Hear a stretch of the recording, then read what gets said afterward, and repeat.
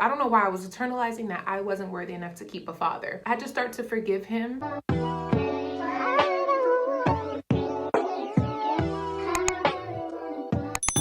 Hello, you guys. Good morning. Well, I don't know if it's morning where you are or you're watching this, but this is my mystical lip gloss. You guys can shop in the link down below. This is so off topic of this video.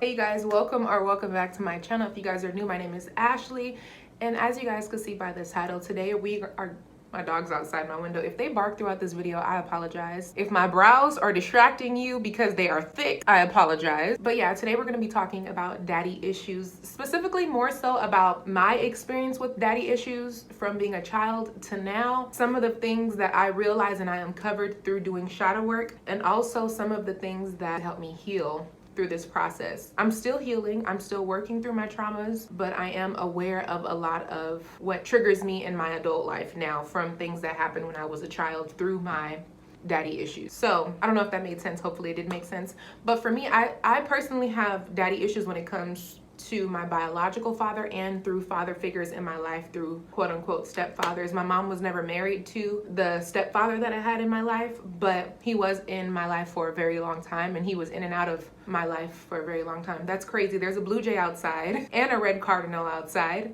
2 blue jays and 1 red cardinal, and those are very spiritual birds, so perfect timing, divine timing. I feel like it's meant for me to talk about this right now. And there's a little playful squirrel outside my window. It's beautiful. I love this house here in Texas. I'm so grateful for it. Today we're going to be talking about my daddy issues when it comes to my biological father. And I hope that me sharing some of my experience helps you guys. But for me, I still have yet to meet my biological father, but I do know him because he hasn't completely deleted himself out of my life. So let's give you guys a little bit of context, because you guys that are new here, and for those of you guys who've been here, you guys don't know what my relationship is with my real father. I don't know if I'm gonna get emotional today, but if I do, it's fine. This is part of the healing process. Tears are cleansing. So I was doing some shadow work where I was doing time travel, right? And time travel is basically just looking into your past and seeing different experiences and things like that. I'm listening to this book called The Artist's Way, which was recommended to me, not directly to me, but I was watching this video from Lynette Adkins, and she mentioned this book, The Artist's Way, and I'm listening to it now for my first time,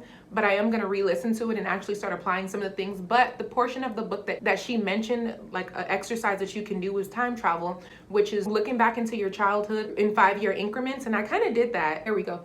So this is between 0 to 5, 6 to 10, 11 to 15, and then 16 to 20, I kind of stopped. I wrote a little bit, but I stopped. And there's a lot more traumatic things that happened to me after that. But I really wanted to talk about this topic because I realized that my trauma started from when I was out the womb. Trauma started right away, and that showed up in my life in other areas as I got older. So for my biological father, he was only in my life, I think, until I was about 3 years old, maybe 2 or 3 years old. My biological father and my mom had a very abusive relationship. For those of you guys who are new, I lost my mom when I was 23 years old. She passed away. But my mom and my dad were in a very abusive relationship. And me talking about my dad, I don't know if he's ever going to watch this video, but if he does, that's okay. And this is not to bash him or shame him, because he's a completely different person based on who I know now. Like, I'm cool with him today. I still haven't physically met him, but I've talked to him on Facebook video chat, and I still message him here and there. And I do my best to just show him compassion because he is my biological father. So I hope this video isn't too long, but if it is, and I hope you guys stay and listen, and I hope you guys get something out of this video. But my mom and my dad were in a very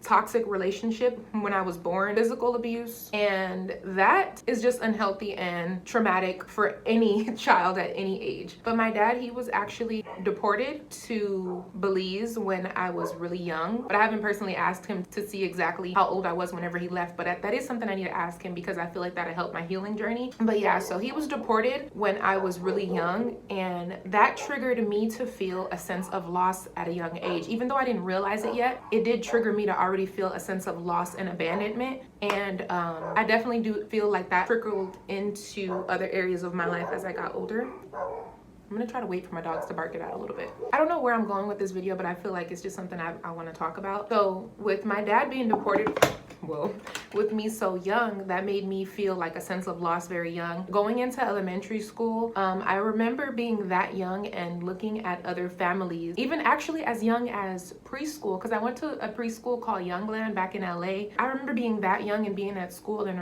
remember looking at families that had a dad and a mom present, like having both parents present. And I don't know what their relationship was from like, you know, behind the scenes, but from the outside looking in, it did look like the picture perfect family, you know? I remember feeling a sense of lack and loss. Even though I did have a father figure in my life, I still felt like, where is my dad? Where is my real dad? Because from a young age, my mom let me know, like, this guy that's in our life is not your biological father. You know, he's a father figure to you, but he's not your biological father. I remember just feeling a sense of lack and feeling sometimes jealous, like of other kids that had both of their parents. And I got attached to friendships really easily. And when I felt like I lost friends, now to this day as an adult, I know that whenever people come and go in your life, it's not a sense of loss. You are meant to experience them for a specific time in your life. But I remember as a child feeling a sense of deep loss whenever friends would move or I lost friends, you know, and it caused me to have abandonment issues and attachment issues, losing my father, because I was attached to him. I remember seeing a picture of me and my dad when I was really young, and I looked like I liked my dad. I looked like I was like a daddy's girl, you know. I looked happy. I looked like I was safe. I looked protected. I looked like I was happy to be in my dad's arms, you know. And to lose him at such a young age, it constantly made me compare my life to others, people who had their dad,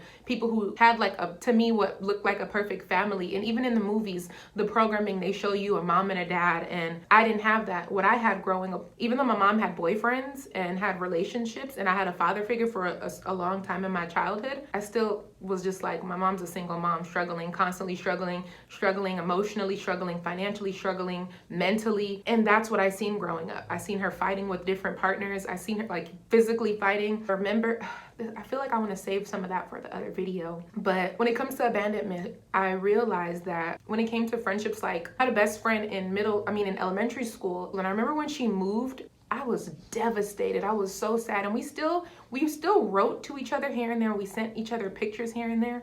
But the friendship eventually drifted away because we were far away and we were young. So it was hard to kind of uphold a relationship at that young age, you know? What I realized yesterday is, to this day, I still don't have a lot of close friends in my life. And I realized yesterday that I think it's because of my abandonment issues and my attachment issues and me not wanting to, like, I don't know what it is exactly, but I did realize that I think that has something to do with the way that I am with friendships now, how I easily let go of friendships. I don't like hold on to them now because I don't like to feel a sense of loss inside of me. I don't like that feeling. So I don't know where I'm going with this video, you guys. I'm just talking and I felt the need to like share some of this with you guys. And if I'm looking right here, you guys remember I film on my phone, so my camera's right here. I could see you right here, but it's natural for me to want to look at the monitor or the screen of my phone. But so as I got older and my mom was like in different relationships, I guess I'll touch on that a little bit, but my mom was in different relationships with different guys, and anytime she had a guy in her life, naturally for some reason they gravitated towards me. And I think it's because I'm the youngest child, and majority of the time growing up I shared a bedroom with my mom because she was a single woman when I was growing up, like a single mother. So the boys usually, because it's expensive to live in Cali, even back in the day it was still expensive, so majority of the time the boys would have a room, my brothers, and then I would share a room with my mom. Majority of the time I was spending a lot of time with my mom. Like even when she went to work, sometimes I was with her, always running errands with her because I was the youngest, so I was safest with her in her mind, because that's what she did, what she had to do as a mother. So whoever she was dating at the time, like a lot of times whenever she would go on dates with them or whatever, hang out with them, I would be with her. So naturally they got closer to me. And oh girl, y'all, that's a whole nother topic. I have not, and I will tell you based on my knowledge and my remembrance, I have not been sexually abused by any of these men, but I have been abused in a way, you know? I haven't been physically sexually abused, that's what I will say, to my knowledge. But it was still I really want to leave that for the next video, for part 2. But yeah, so the different boyfriends my mom had, I would naturally get close to them and look at them as a father figure, look at them as like, okay, now I have this dad, like finally I have this dad, and then they would break up. And then I felt a deep sense of loss, like here I go again, I'm not good enough, why can't I keep a father in my life? Even though that wasn't my that wasn't my burden to carry, but I still felt like when my mom lost a guy, I lost a dad. Like or when she broke up with whoever she was with, I always felt a sense of loss. And even though I never really expressed that to my mommy, I never expressed, I still call her mommy to this day, but I never expressed that to my mom, that when she would break up with these guys, it was affecting me. Maybe she knew at a deeper level, maybe she did know that it affected me whenever she would break up with these guys, but it wasn't my thing to hold on to. Those were her relationships, those were her experiences, but it still affected me as a child naturally. And then as I got older, let's fast forward to me being older and being in relationships, right? When I would be in relationships with guys, like when I was younger, I mean, I can't consider relationships from middle school real, but whatever, they were what they were. Originally, because I started to realize that I can't trust men, they don't stick around. I started to have this mentality that a lot of women have, that niggas ain't shit, you can't trust them, they're good for nothing, they always leave you, having these negative connotations when it comes to men. And that's not gonna allow me to attract a good man into my life if that's the way that I view men, right?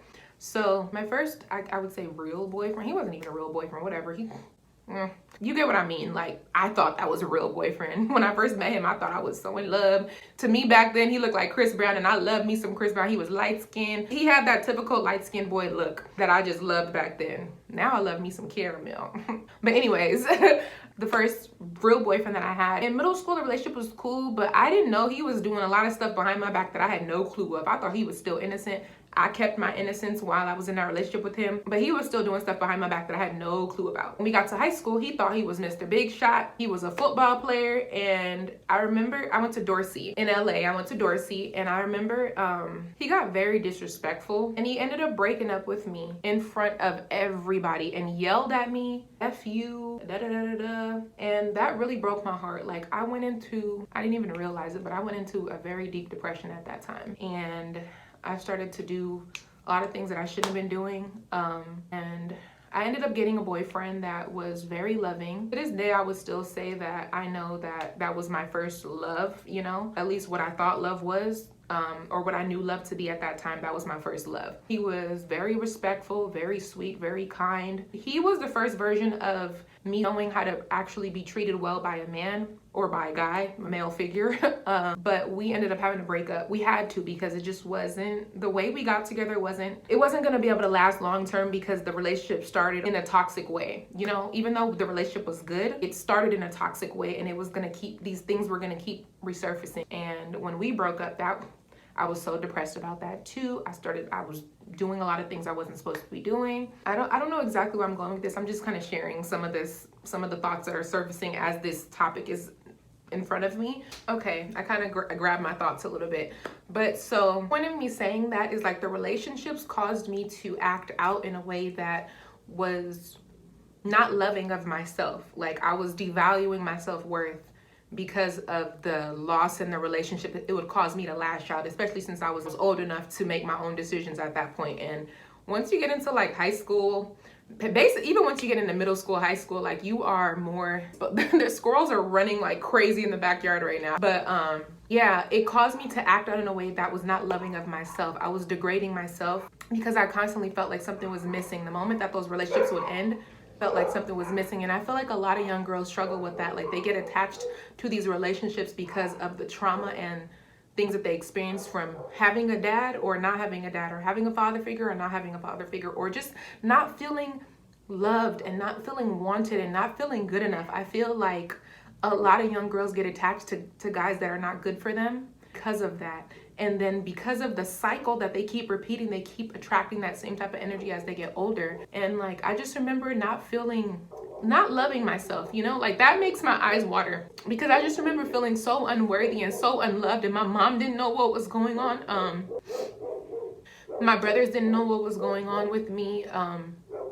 Nobody really knew, and I felt so alone. Like, none of this stuff was my fault, like, it was just all me being a child and growing up in the environment that I grew up in. But yeah, I want to talk a little bit about how I began to heal this, right? I'm still working through it, but those were some of the emotions that I was experiencing back then. And I just remember feeling like a lot of things were my fault, because as kids, sometimes we just eternalize, am I saying that right? Eternalize a lot of things that happen when it comes to our parents. Like, we blame ourselves. I remember a specific pivotal moment in my life when I was young, and I think I'm going to talk about that more in the second part, or I don't even know, this might be a third three part. I don't know how many parts I'm going to do to talk about this topic. I don't know if I'm going to film it all right now or in separate days, separate videos, but some of the things that I started to do to begin to heal this, specifically when it comes to my biological father, the healing of this, I had to start to forgive him. I don't know why I was internalizing that I wasn't worthy enough to keep a father, when it was really that at the time back then, my dad was a drug addict and he was abusive. So my mom had to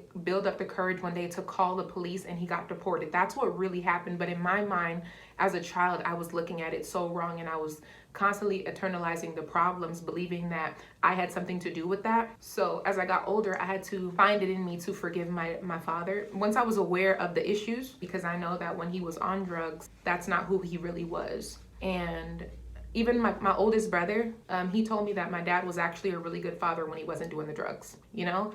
So he kind of affirmed that thought in my mind that my dad was not a bad guy. And my mom never bashed him. She just told me the truth. You know, she wanted me to be aware of what really happened, which I'm grateful for, because she didn't have to really tell me the story, you know. But learning to love myself is the biggest thing that allowed me to start to heal from this problem, because I was constantly searching for love outside of myself. I was trying to find the love that I didn't have growing up from my father, from men, and then getting so attached to whoever I was with. Once, like, I remember a time growing up where I just didn't give a F about men, right? Where I really just didn't care. But then I got to a point as I got older where I had attachment issues. The guy that I'm with now, we've been together for 10 years, but we've both grown a lot. We were young when we got together, and we've grown and healed so much since we've met each other. Like, I feel like our love story is so beautiful. We're still not married and we still don't have kids, but like, the growth is beautiful, man. Like, the growth is beautiful. Like, the thought of our relationship really does make my eyes tear up, because it's such a beautiful story. It really is. But when it came to my dad, I had to just find peace with the reality of what happened. You know, like, once he got deported, he got back to Belize and he found a wife, or I can't say he found a wife found him, helped pick him up off of his feet, helped get him off of drugs. He ended up moving to Germany. He got married. This is the story based on what I know, right? I don't know all the details. It's none of my business, really. If my dad chooses to tell me that'd be nice, that'd be cool, but it's not really my business. I just heard bits and pieces from my mom and my dad. To Germany, eventually got married. He had a daughter, and I remember feeling very envious of my little sister. I remember feeling jealous, like honestly, I remember growing up feeling like, because we struggled. My mom struggled so much to raise us financially. Like, my mom struggled to raise us, and I remember feeling so jealous.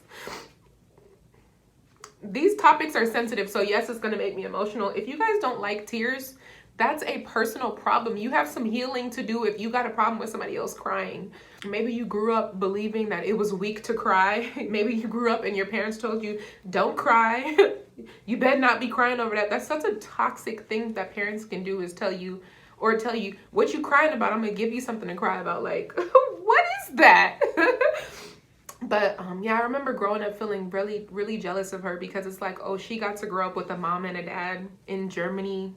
Based on what I know, they never struggled financially. I was so jealous and so angry for a long time. I used to be really mad at my dad for leaving us. Even though I know the reality of it is that he got deported and he didn't physically get up and say, F this, I'm leaving my family. He got deported. I'm aware of that truth. But the way that I viewed it before was it wasn't healthy for my growth, you know? But I don't remember what age this happened, but I remember getting to a point where I started to find peace with the fact that he allowed himself to get the help from the wife that he was with. He did his best to be a good father to my little sister. And I'm like, you know, he didn't get to do a good job raising us, but he got to do that with my little sister. And after I got over the anger and the hurt and the envy, I got to a point where I was just proud of him. Even though I was angry for a long time, I got to a point where I was able to just have compassion for him and be proud of him for the change that he made, you know? My dad could have chose to hold guilt in his heart and not talk to us. My dad and my mom had 3 kids together. It was me, I'm the youngest, and I have 2 older brothers I have 4 brothers total, but 2 older brothers with the same dad. But yeah, he chose to take the help, to get better, to be a good father, to still talk to us, to still try his best You know, he can't physically come back to the States. So for me to meet him, I have to go see him because he can't come back to the United States without, I think it's without a visa or something like that. But he doesn't have to talk to me, and he still does. You know, he doesn't have to call me sometimes, but he still does. A lot of fathers, they just say F it and don't even reach out to their kids no more. They don't try, they don't do the effort. And all I can say is like, at least he still tries, you know? So because of that, I have respect for him. Because of me just being an adult and me being aware of the truth and what really happened, and not eternalizing everything, I can have compassion for him. And these things are easier said than done, to be able to forgive and have compassion. But if you can love unconditionally and have compassion in your heart for the people that hurt you, it allows you to heal. You know, it's not easy to do. It takes a lot of strength and pain to do. It's very painful to choose to forgive the ones that hurt you, but holding a grudge towards the people that hurt you is only continuing to hurt you more, you know? And recently I realized that a lot of this trauma is associated to healing my root chakra. I don't know why I just thought that only certain things were attached to the root chakra, but all trauma is held in the root chakra. So I've been working on healing my root chakra for a long time. Like it's been a minute now. And I keep having to come back to it because I find whenever I start to feel stagnant and stuck and anxious that it's usually because my root chakra is out of balance again. But anytime it gets out of balance, I'm like, okay, this is another opportunity for me to heal deeper, you know, for me to get more connected to myself, for me to love myself even more, for me to heal even more. Because whenever the root chakra is out of balance, then it causes a disruption in the flow of our life, you know? So if we don't heal the trauma, then our life is going to constantly get out of balance. If we don't heal that childhood trauma that we keep trying to push down and pretend isn't there, then it's going to keep showing up in our physical reality, you know? So I could say that I'm proud of myself. I'm proud of myself for my vulnerability. I'm proud of myself for sharing what I share. I have so much more to talk to you guys about, but it's a lot to cover all in one day because it gets a little emotional talking about these things. But I just hope that something I said, even though this video was kind of all over the place, I hope that something I said today helped you think and have a different perspective. Comment down below how you feel about daddy issues, trauma, and things of that